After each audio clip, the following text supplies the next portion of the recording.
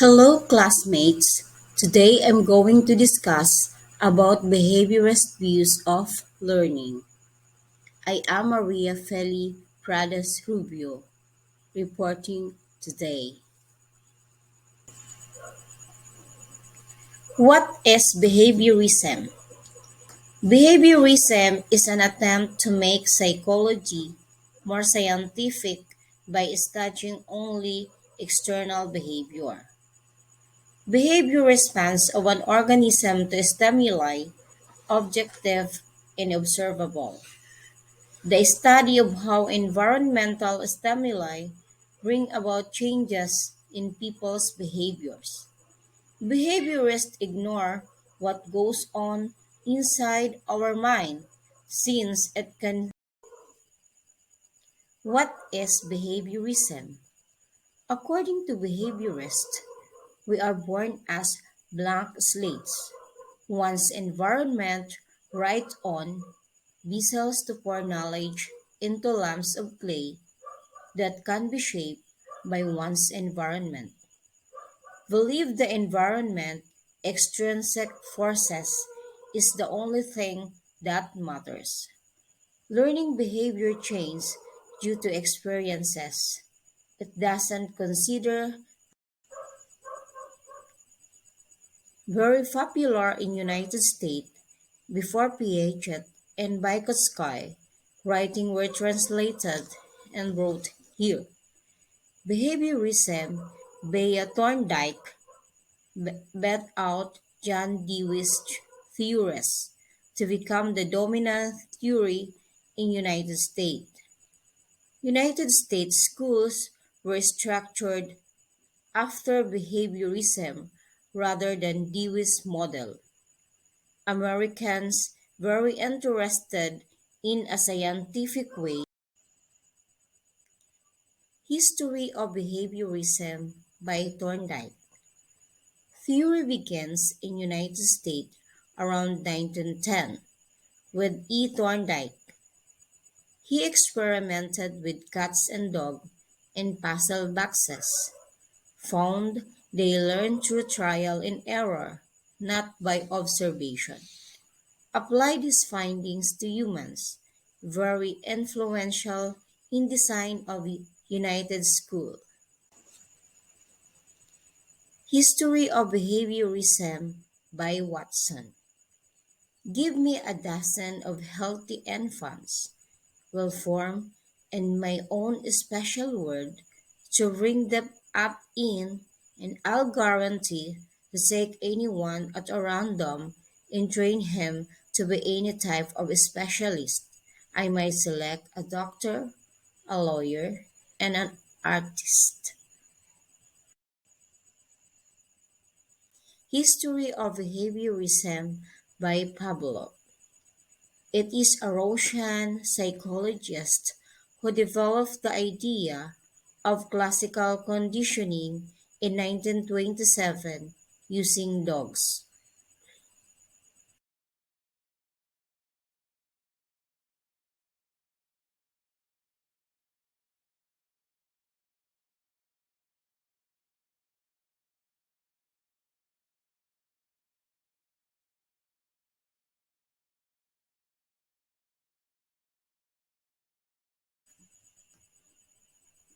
Classical conditioning.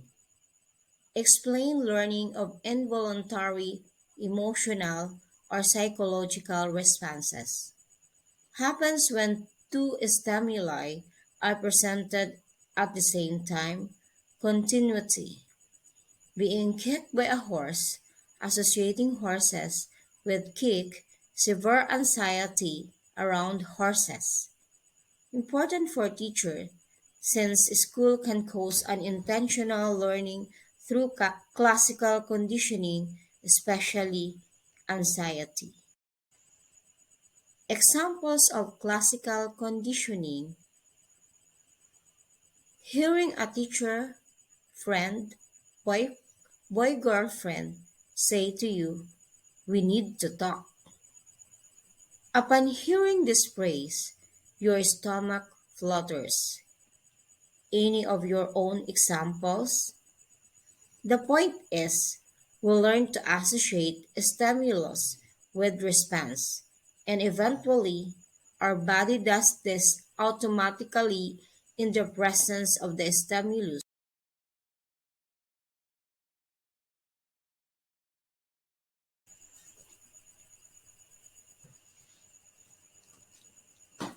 Classical conditioning, generalization.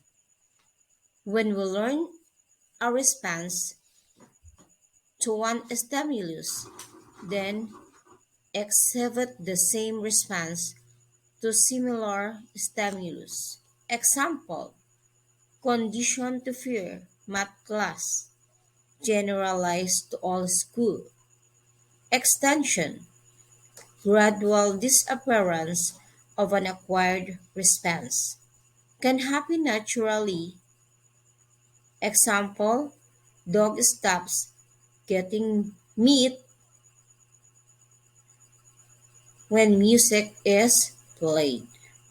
Or it can happen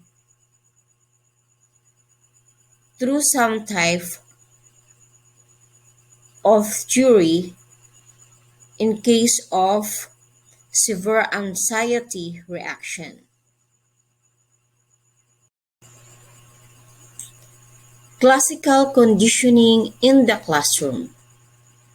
Playing soothing music, dimming the lights to calm and relax students, helping students associate school with good experiences. Unintentional classical conditioning, anxiety, test math, public speaking. B.F. Skinner, 1904 to 1990.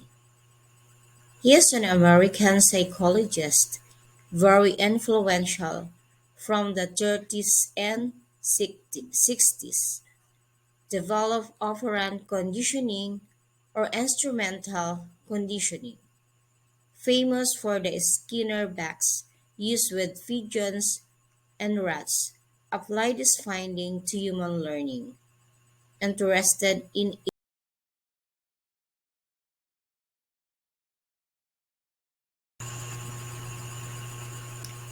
Skinner's operant conditioning. Believe behavior is sustained only by reinforcement or punishment, not free will. Conditioning voluntary and controllable behavior, not the automatic psychological or emotional response of classical conditioning. Organisms tend to repeat actions that are reinforced. Behavior can be shaped by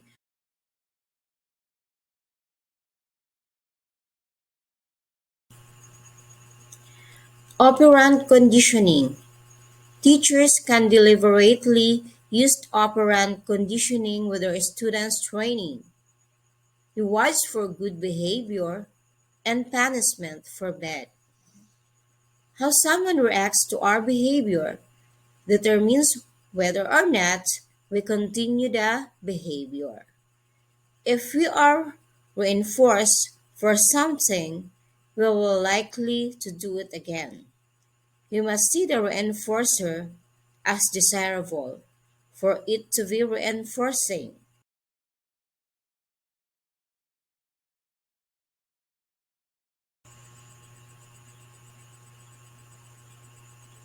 Consequences for behaviors.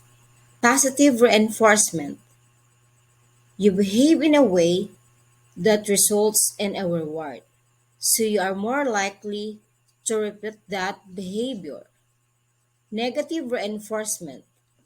You behave in a way that result in the removal of something unpleasant, so you are more likely to repeat that behavior. Example, doing a paper early.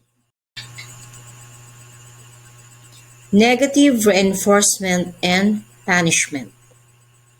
Negative reinforcement. Something unpleasant is removed And as a result, you are more likely to do it again. You see this as good punishment.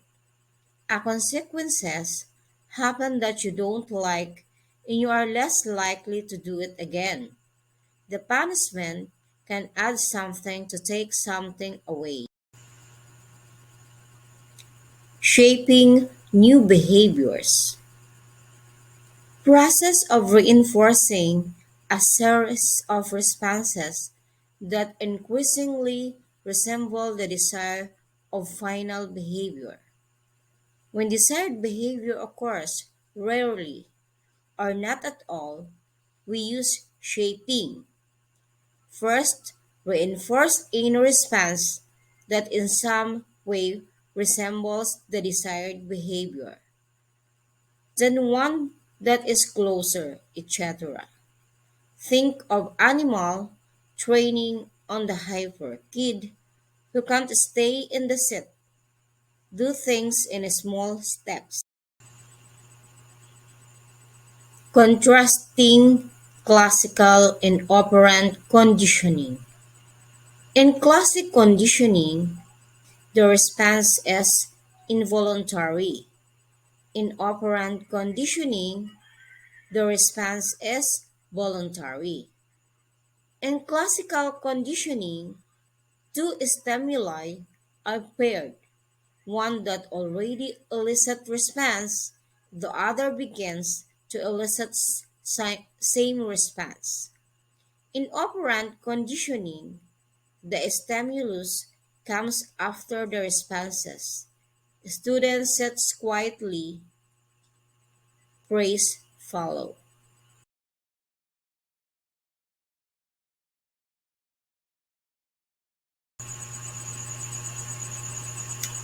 Motivation in behaviorism.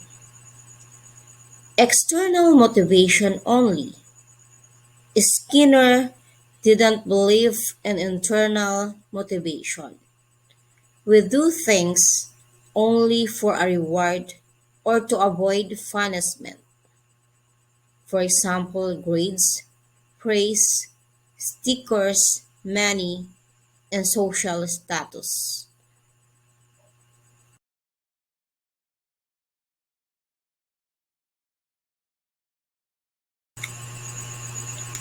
Critics of behaviorism. External rewards may diminish intrinsic motivation. In one study, college students work on block puzzles. One half receive $1 for each correct puzzle. In other group didn't.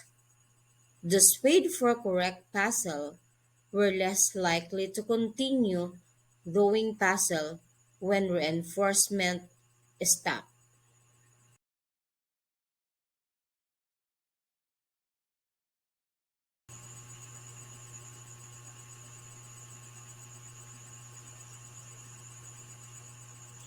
The cognitive perspective, a reaction to behaviorism. Early cognitive psychologists worked to disprove many behaviorist assumptions, including learning is a gradual and can only be explained through conditioning. Organisms only learn through reinforced responses.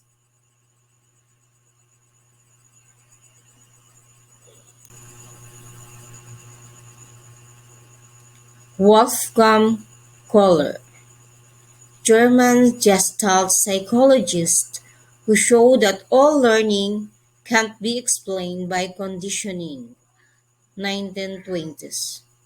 Worked with a chimp who connected two sticks to reach a banana. Learned not through reinforced trial, but as a flash of insight. The insight became known as an aha experience. Color chimp. Sultan having an insightful aha moment as he fits the two sticks together. in order to reach a banana. Behaviorism couldn't explain this insight.